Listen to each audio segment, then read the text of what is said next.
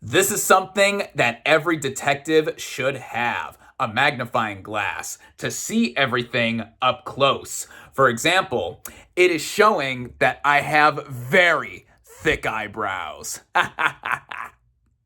What is up, everybody? Random Random Man here, bringing you my review for Wake Up Dead Man in one take, serving as the third film in the Knives Out film series. The plot of this mystery film follows Master Detective Benoit Blanc as he takes on his most dangerous case yet. Going into this movie, I was very much looking forward to seeing it, as I am a fan of this film series, started out by the 2019 film Knives Out, which I remember seeing at a free early screening a month before this came out in theaters that Thanksgiving weekend, and I loved it. It had already premiered on the festival circuit, so I quickly spread the word for people to go out and see this when it was initially released here in the US, and I think that it helped revitalize the murder mystery genre, or the whodunit genre, very effectively, subverting a lot of things, having a killer ensemble cast, no pun intended, and just it all coming together by writer-director Rian Johnson. Then Netflix clearly saw the big potential with this series, as before it became a series, it picked up the rights for the Knives Out name for $400 million. Just for the rights alone. These are not the budgets for these films at all. And the first film was a sleeper hit at the box office, but it didn't even make $400 million worldwide. So that was wild to think. And then we got the second film, 2022's Glass Onion, which I liked a lot as well. I did not think it was as strong as the first film, but with another great ensemble cast and everything coming together to try to subvert the expectations of being a murder mystery, I still thought it was a solid effort. Now, another 3 years later, we have Wake Up Dead Man, and this film I was excited to see because it finally, at least between this and the previous film, came to a theater near me. It opened at my local chain, and the previous film, Glass Onion, did get a theatrical release initially in 2022, that Thanksgiving weekend, but very limitedly, and it came nowhere near me. But that is not the case with Wake Up Dead Man, as I was so happy to see this thing before it got its general release streaming on Netflix this coming Friday, December 12th. So, without further ado, starting out with the cast and their performances, we have Daniel Craig returning as Master Detective Benoit Blanc. Between this and James Bond, these are his signature film roles, and with him having a southern drawl and his accent being kind of comical, but also very, very charismatic, I think that the way he just navigates playing this character and like having a certain sense about him, not just being a detective and trying to look for clues and everything, but just him commanding the screen, just having a real presence here.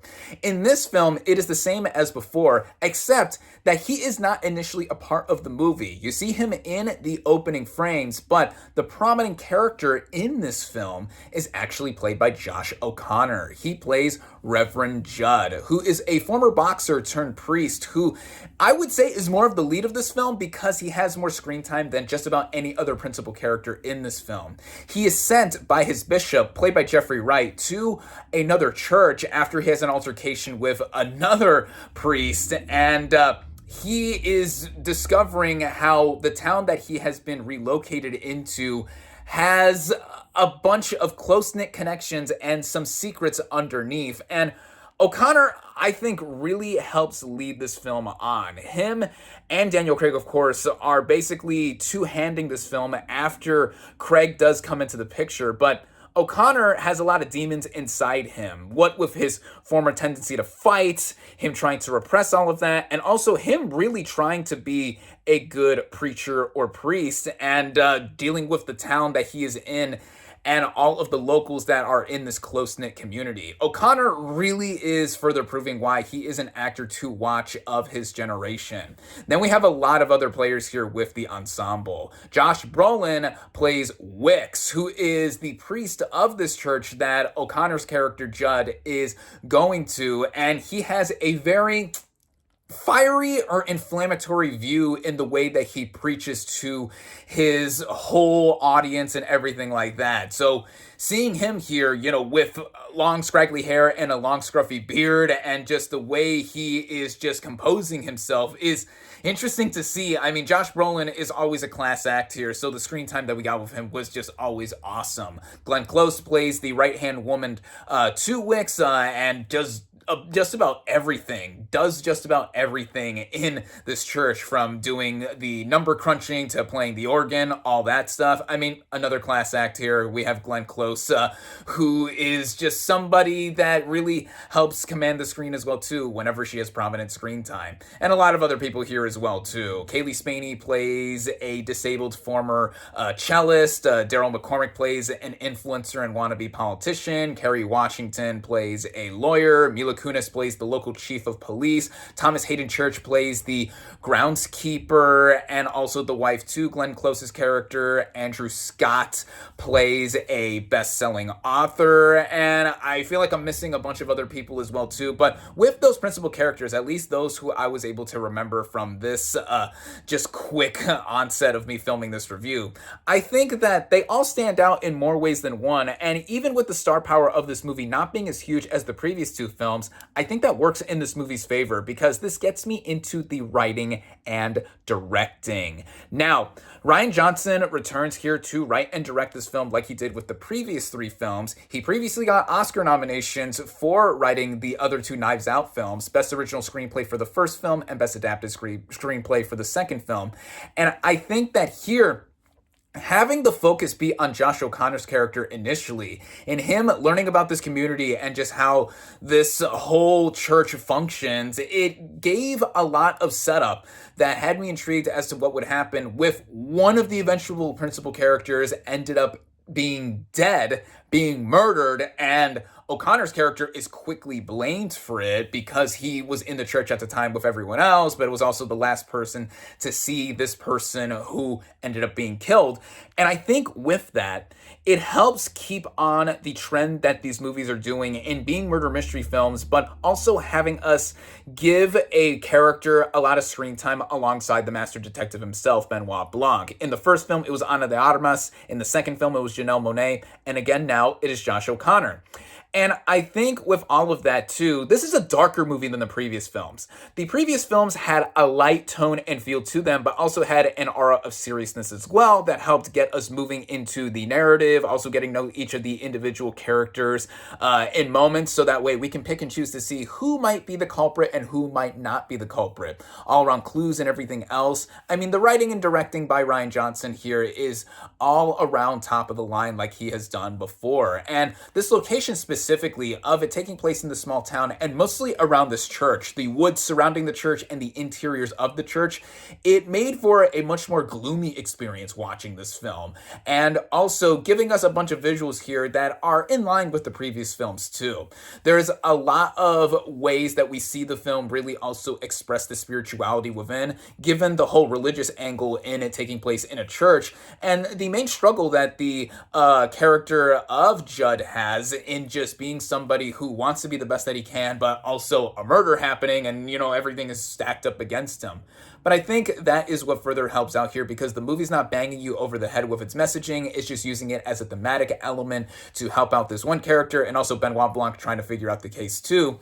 And all the technical elements here, I feel, are top of the line, like what Rian Johnson has done writing and directing. The way this movie is shot, I thought it was well done here. The interiors of this church are gorgeous to look at, and through the stained glass windows in certain moments, lighting is played around with a lot here, both very obviously and also just showing the time of day and what these characters are doing in the course of a few days once Benoit Blanc does come into the picture.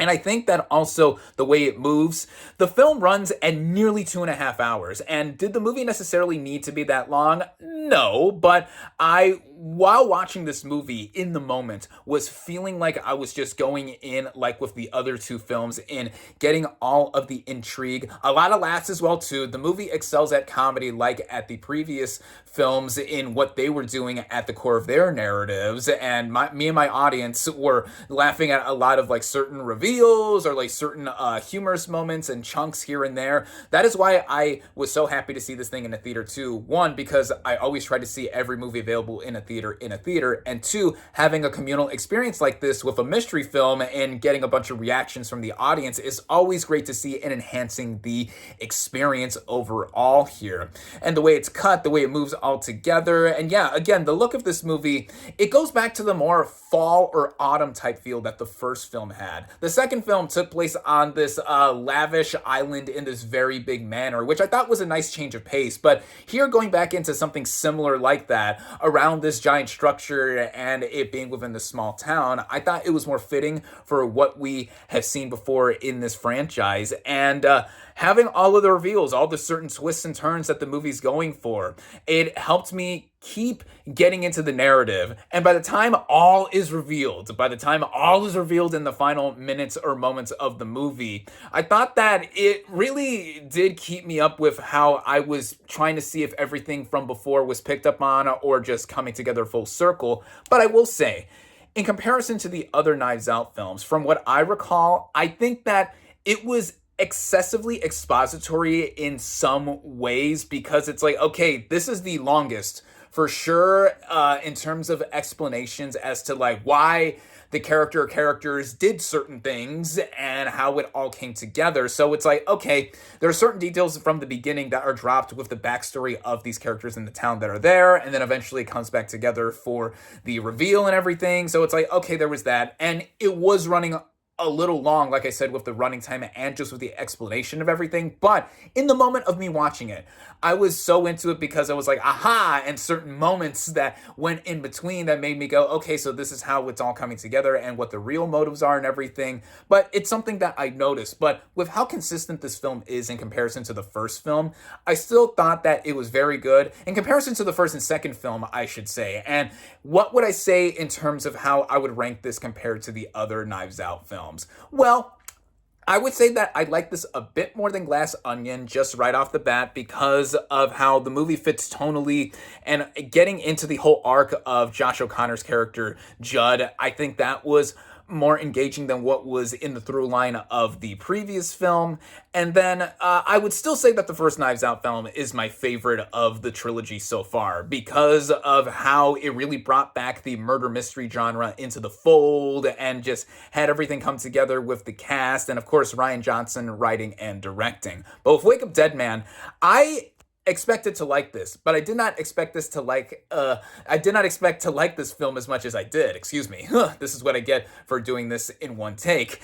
And with all of it coming together, I think this is a series that I think should keep going, and I know that there are initial plans to have a fourth film come out with this initial trilogy being done, although if more movies are being planned, then this movie is obviously not going to stop at a trilogy. But in any sense, you can tell that I really enjoyed Wake Up Dead Man, and I think that if you can still see this in a theater like I did earlier today, I think that this is very much worth your time and definitely worth seeing. Otherwise, it is going to be streaming on Netflix this coming Friday, December 12th, and I think that it is something worth watching. With all of that being said, my final verdict for Wake Up Dead Man is 4 out of 5 stars. Thank you all, as always, for watching. Be sure to like this video, comment on what you thought of Wake Up Dead Man. Social media links in the description. Subscribe to my channel for more, and I'll catch you on the next movie review.